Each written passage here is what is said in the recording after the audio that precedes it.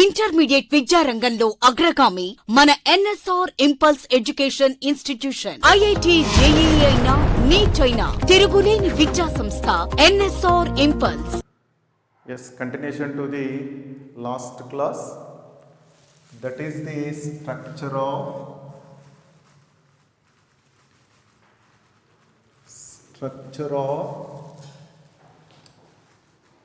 chemical synapse.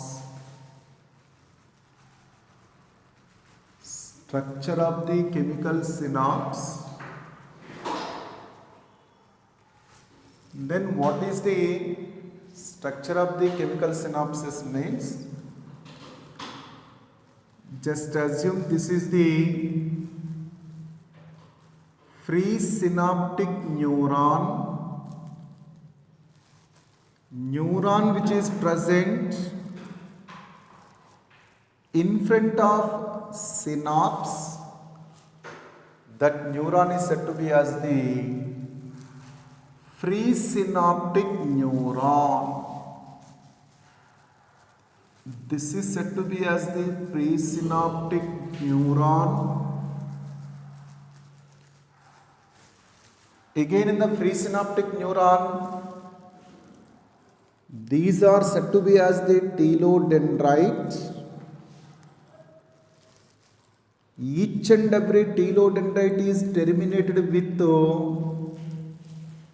bulb-shaped structures. This bulb-shaped structure is said to be as the synaptic knob or synaptic button. This is said to be as the synaptic knob or synaptic button. Definitely these are the telodendrites. Each and every telodendrite is terminated with the synaptic knob or the synaptic bulb. So definitely these synaptic knobs are with the circular structures. That circular structures are said to be as the synaptic vesicles. Synaptic vesicles. Definitely each and every synaptic knob is with the synaptic vesicle like this. These synaptic vesicles are filled with the chemical substances. That chemical substances are said to be as the neurotransmitters. Chemical substances which are present in the synaptic vesicle are said to be as the neurotransmitters. Definitely they may be involved in conduction of the information across the synaptic cleft. They principally involve in conduction of the nerve information from the free synaptic neuron to postsynaptic neuron. So that only they are said to be as the neurotransmitters. Definitely this is said to be as the postsynaptic neuron. This is said to be as the postsynaptic neuron. This is nothing but postsynaptic neuron that is present behind to the synapse or synaptic cleft. Because of due to the presence of the posterior to synaptic cleft, this neuron is said to be as the postsynaptic neuron. Definitely this is said to be as the dendrite of postsynaptic neuron. The membrane of the dendrite is said to be as the postsynaptic membrane. Membrane of dendrite is said to be as the postsynaptic membrane. Again, membrane of the synaptic node. This is the membrane of the synaptic node. This is said to be as the presynaptic membrane. Membrane of the synaptic node. Membrane of a synaptic node is said to be as the presynaptic membrane. Membrane of postsynaptic dendrite is said to be as the postsynaptic membrane.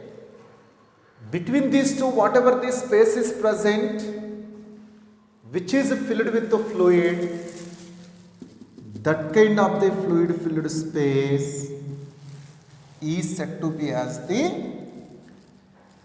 synaptic cleft. That is said to be as the synaptic cleft. That is the structural gap functional bridge. Though it is anatomically gap, that may be useful for conduction of the information across synapse. So that only this is said to be as the structural gap functional bridge.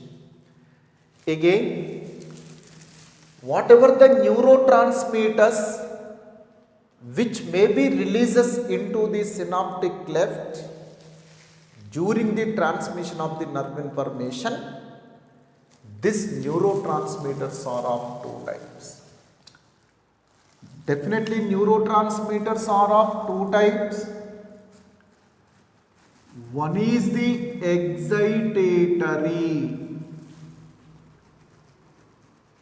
neurotransmitters. Second one is the inhibitory neurotransmitter. Definitely, whatever the neurotransmitters which are releases from synaptic node into synaptic cleft, that kind of the neurotransmitters are of two types. One is said to be as the excitatory neurotransmitter. Second one is said to be as the inhibitory neurotransmitter. Then what is the excitatory neurotransmitter? Means neurotransmitter which can induces depolarization in postsynaptic membrane. Whatever the neurotransmitter which may be induces depolarization in postsynaptic membrane, that kind of the neurotransmitter is said to be as the excitatory neurotransmitter. Means definitely they induces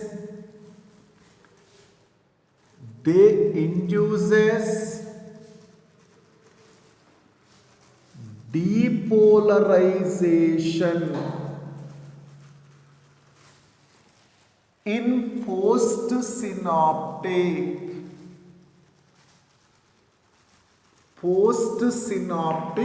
membrane. Means in the case of the postsynaptic membrane, if this neurotransmitter causes the depolarization to develop the plus 45 millivolts of spike potential, then they are said to be as the excitatory neurotransmitter. What are the example for that? Means acetylcholine, epinephrine, or adrenaline. Next to serotonin,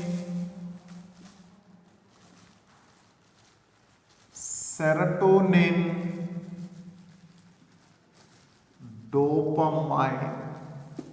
Definitely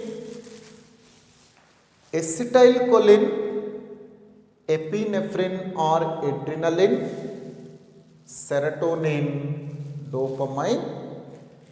These are mostly acts as excitatory, but in few cases they may be acts as inhibitory neurotransmitters also.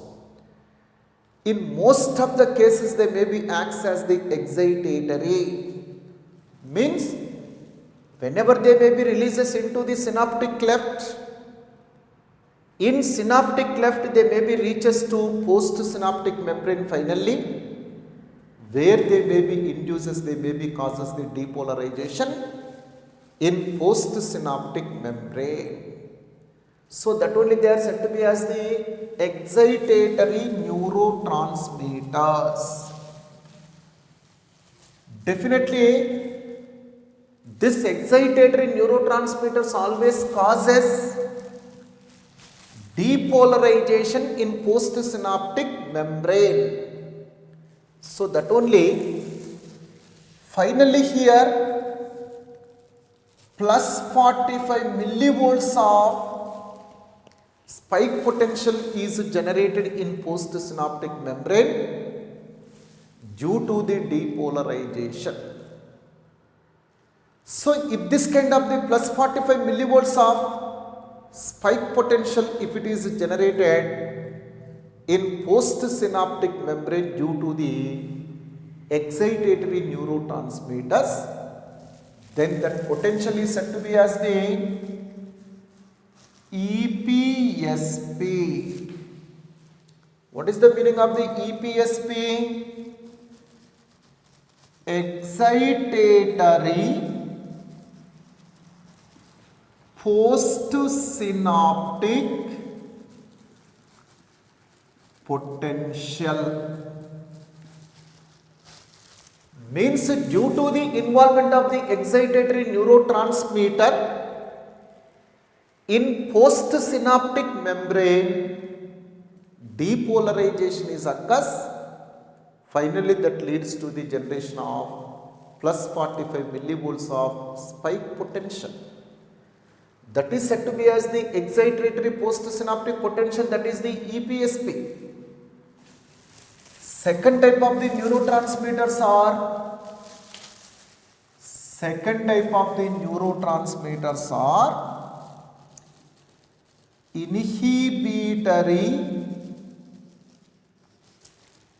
inhibitory neurotransmitters. Inhibitory neurotransmitters means neurotransmitter which causes hyperpolarization in postsynaptic membrane. Instead of depolarization, if neurotransmitter, if it can causes hyperpolarization in postsynaptic membrane, then that is said to be as the inhibitory neurotransmitter. Any type of the neurotransmitter after reaching to postsynaptic membrane, if it can causes the hyperpolarization in postsynaptic membrane, then we can say that is the inhibitory neurotransmitter. Better example is the glycine.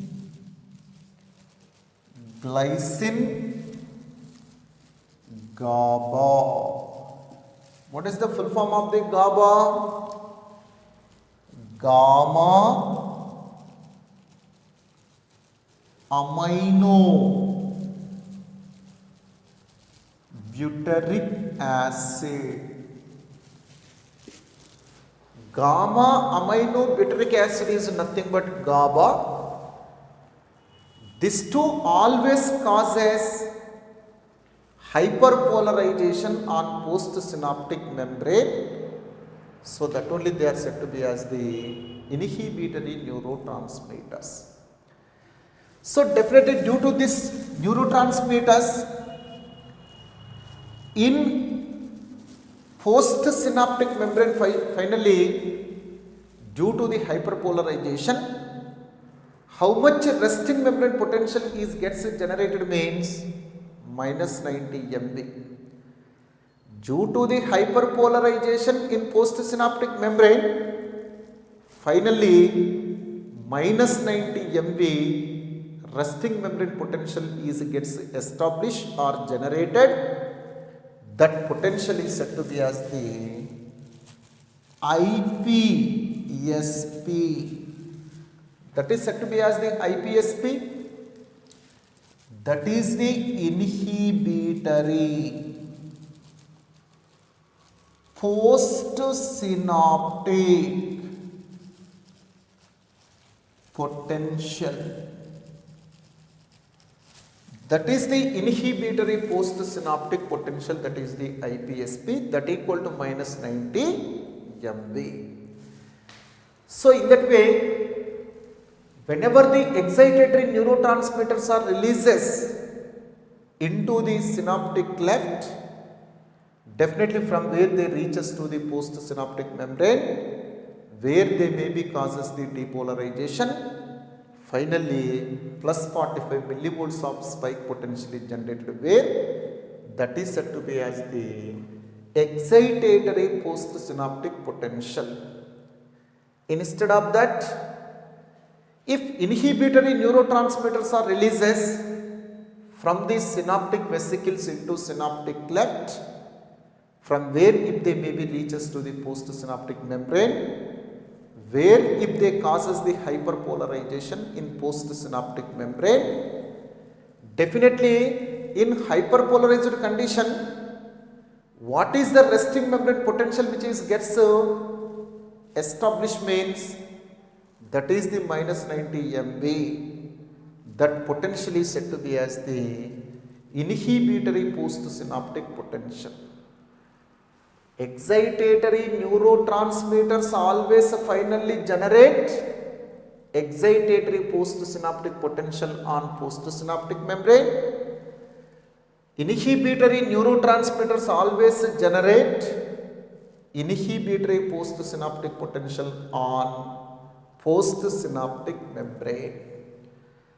If in the case simultaneously both excitatory as well as inhibitory neurotransmitters are releases, then whether this nerve information is conducted through the synapse or not means, in that particular case, conduction of the nerve information across the synapse is depends upon the condition, that is the if EPSP is greater than IPSP, if excitatory postsynaptic potentials are becomes greater than inhibitory postsynaptic potential, then only nerve information is gets passes across the synapse towards the postsynaptic axon.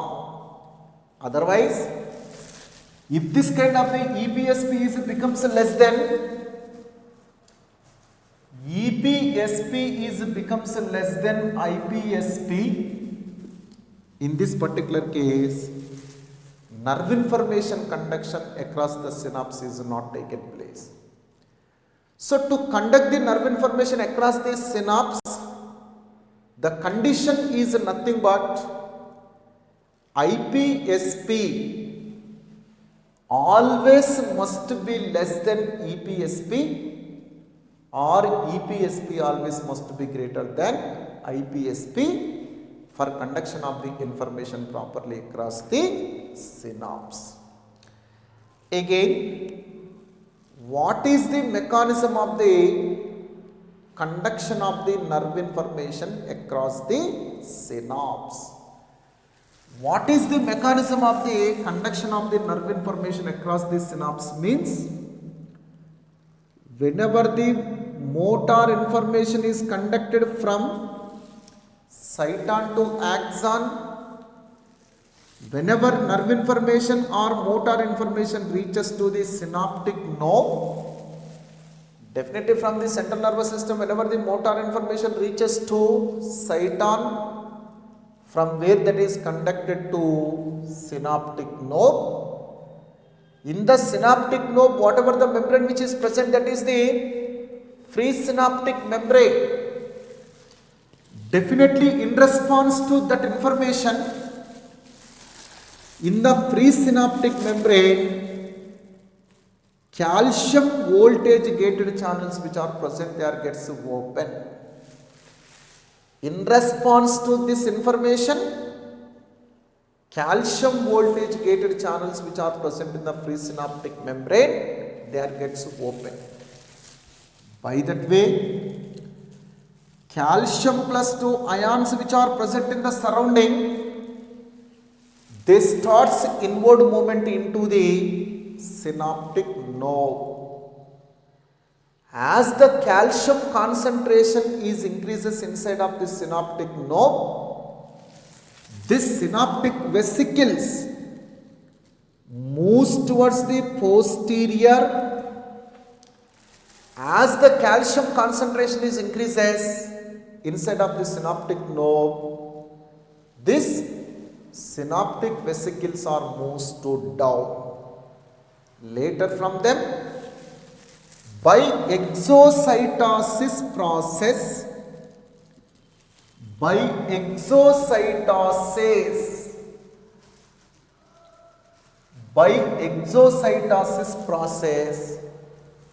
neurotransmitters are released into the synaptic cleft.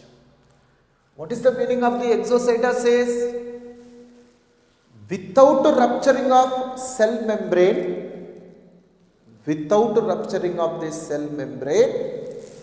if these neurotransmitters are released into the synaptic cleft, then we can say that is the exocytosis.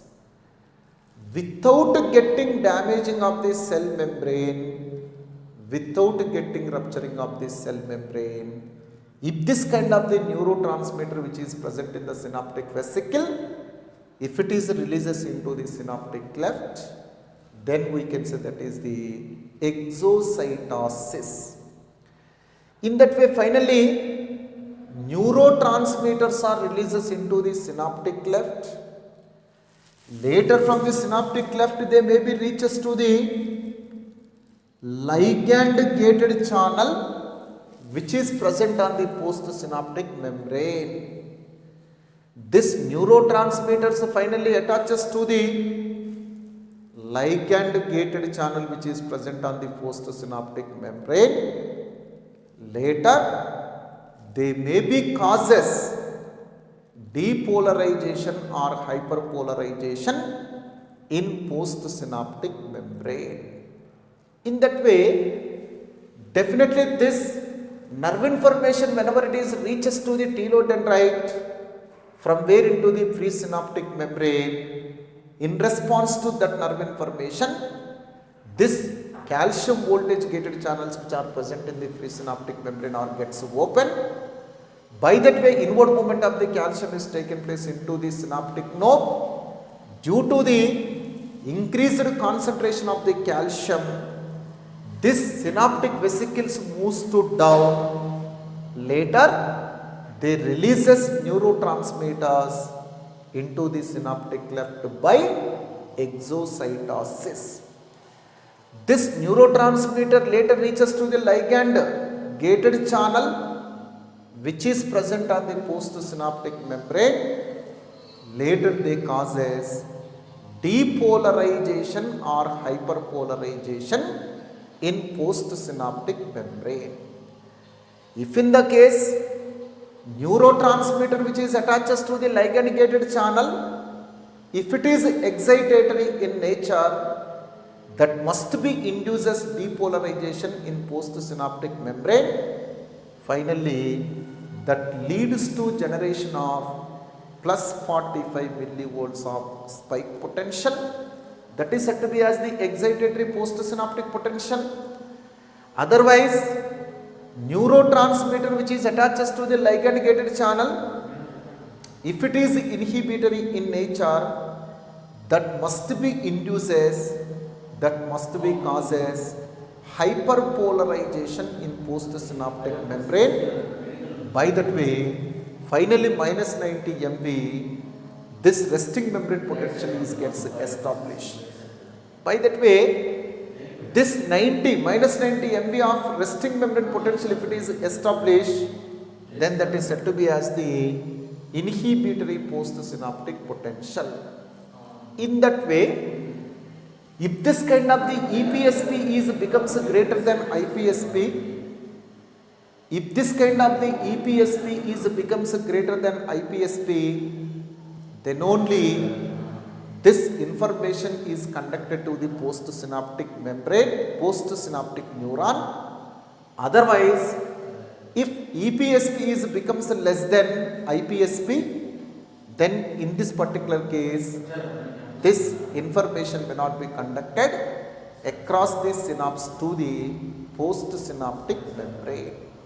In that way, definitely to properly conduct nerve information across the synapse to the postsynaptic membrane, the condition must be excitatory postsynaptic potentials must be greater than inhibitory postsynaptic potential. Again, these postsynaptic potentials are graded potentials.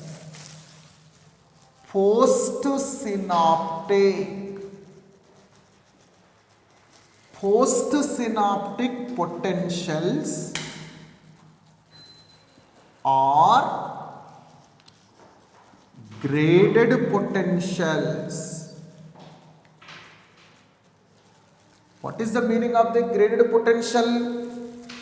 Means depending upon the amount of neurotransmitter which is releases into the synapse, this amplitude of potential generation is dependent. If more and more amount of the excitatory neurotransmitters are gets releases, higher amount of postsynaptic potential gets generated. High value of postsynaptic potential gets generated. Like that way, depending upon the amount of neurotransmitter, this amplitude of the potential generation, if it is dependent, then that is said to be as the graded potential. For example, if two molecules of acetylcholine is releases into the synaptic cleft, from where if they may be reaches to the postsynaptic membrane, where they causes plus 90 millivolts of action potential finally. So means what I am saying here that definitely depending upon the amount of neurotransmitter which is releases into the synaptic cleft, depending upon the amount of the neurotransmitter, amplitude of potential generation is dependent. That is said to be as the postsynaptic potentials or graded potential. They are subjected to summation. They are subjected to summation means all the excitatory postsynaptic potentials are gathered at axon hillock of postsynaptic neuron. All kind of the inhibitory postsynaptic potentials also summated at axon hillock of postsynaptic axon. So in that way, all kind of the excitatory postsynaptic potentials as well as the all kind of the inhibitory postsynaptic potentials must be gets gathered at axon hillock of postsynaptic neuron, that is said to be as the summation. For example, just assume into the synaptic cleft, ACH, serotonin, dopamine. If these three neurotransmitters are released into generate plus 45 millivolts of spike potential in postsynaptic membrane, dopamine also generate the plus 45 millivolts of spike potential in postsynaptic membrane, because all three are excitatory neurotransmitters. So totally all these three potentials are gets gathered or summated at axon hillock of postsynaptic axon. Definitely here they are gets gathered, they are summated, that is nothing but 135 MV. So totally what is the total amount of excitatory postsynaptic potential? That is 135 MV. Means all these three excitatory postsynaptic potentials are gets gathered at axon hillock of postsynaptic axon. Similarly, into that kind of the synaptic cleft, simultaneously glycine, GABA also gets releases. Simultaneous to this kind of the excitatory neurotransmitters, if inhibitory neurotransmitters such as the glycine and GABA also releases into the synaptic cleft, definitely glycine induces to establish minus 90 millivolts of resting membrane potential in postsynaptic membrane. This also induces establishment of the minus 90 millivolts of resting membrane potential. Totally these two inhibitory postsynaptic potentials are summated here. This is the inhibitory postsynaptic potential, this is also inhibitory postsynaptic potential. These two inhibitory postsynaptic potentials are summated finally at axon hillock of postsynaptic axon. That is nothing but minus 180 MV. Totally that is the minus 180 MV. So definitely this total 180 minus 180 MV is less than plus 135 millivolts, means total inhibitory postsynaptic potential is less than excitatory postsynaptic potential. So that only definitely nerve information is conducted very freely from the free synaptic neuron to postsynaptic neuron. In that way, postsynaptic potentials always gets summated at axon hillock. Again, these summations are of two types. Definitely summations are of two types. What are the two types of the summations means? One is the spatial summation, second one is the temporal summation. Definitely summations are of two types. One is said to be as the spatial summation, second one is said to be as the temporal summation. For example, just assume this is the postsynaptic neuron. Definitely if the postsynaptic neuron received the information from several synapses. Definitely this is the one synapse, this is the one synapse, this is the one synapse, this is the one synapse, This is the one synapse. If this kind of the postsynaptic neuron receive several sensory informations from the several synapses, all that kind of the sensory informations are gets submitted here. All that kind of the sensory inputs, if they may be submitted here, then that is said to be as the spatial summation. Then that is said to be as the spatial summation. Means if the single postsynaptic neuron, if it can receive several successive or several sensory inputs from the several synapses, all that kind of the sensory inputs are gets aggregated at postsynaptic axon hillock. That is said to be as the spatial summation. Otherwise, if from the single presynaptic neuron,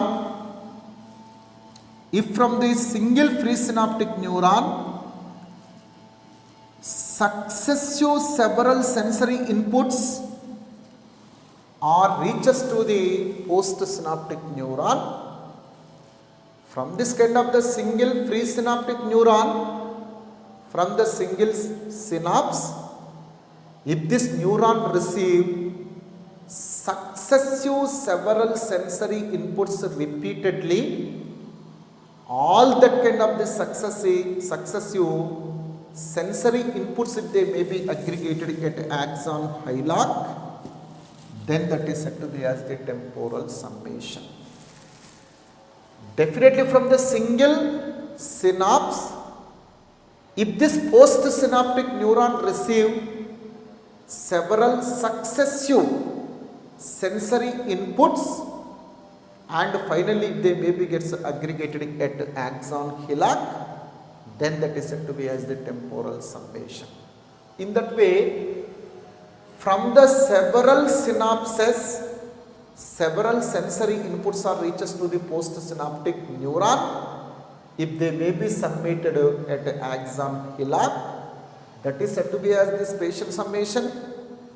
Instead of that, if from the single synapse, several successive sensory informations are reaches to the postsynaptic neuron, if all of them are gets summated at axon hillock, that is said to be as the temporal summation.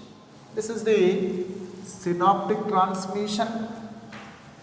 Next one is the reflex arc, reflex reaction and reflex arc.